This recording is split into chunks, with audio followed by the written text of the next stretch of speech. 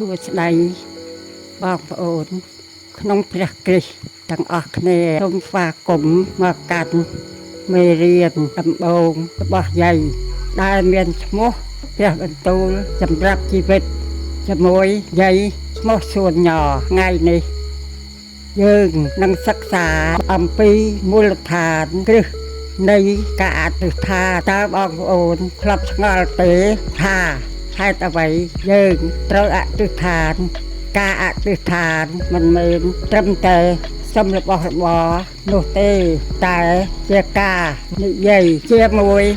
ព្រះជាម្ចាស់តជាព្រះវរបិតារបស់យើងត្រូវអធិដ្ឋានដោយរបៀបណាព្រះយេស៊ូវតលបានបង្រៀនយើងនៅគំរូដែលល្អបំផុតនៅក្នុងគម្ពីរម៉ាថាយចំពុកទី6ខ9ដល់ខ13បងប្អូនអាចបើកមើលបានខ្ញុំសូមយកចំណុចយើងនៅគំរូដ៏ល្អនៅក្នុងគម្ពីរម៉ាថាយចំពុកទី6ខ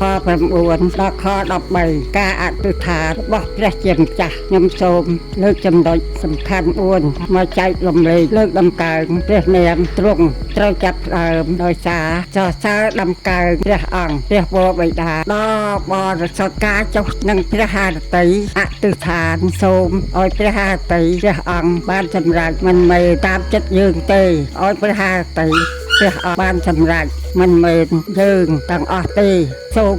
ទូលទី1លើកដំកើងព្រះនាមទ្រង់ត្រូវចាប់ផ្ដើមដោយការសរសើរដំកើងព្រះអង្គព្រះវរបិតាដោយបរិសុទ្ធទី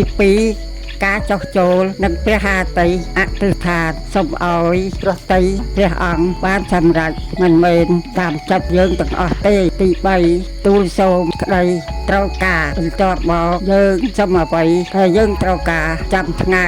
ដូចជាមហូបអាហារការពារសុខភាពទី4សូមការអភ័យទោសនិងការការពារសូមឲ្យព្រះអត់ទោសនិងការពារយើងអំពីអំពើអាក្រក់អាម៉ែថ្ងៃនេះយាយសូមលើកយកមកប៉ុណ្ណេះសិនព្រោះយាយទើបតែបង្រៀនជាលើកដំបូងបើចៅណាឆ្ងល់អាចសួរយាយបានព្រោះយាយបានជឿព្រះយេស៊ូវ25ឆ្នាំហើយសូមព្រះប្រទានពរអាម៉ែន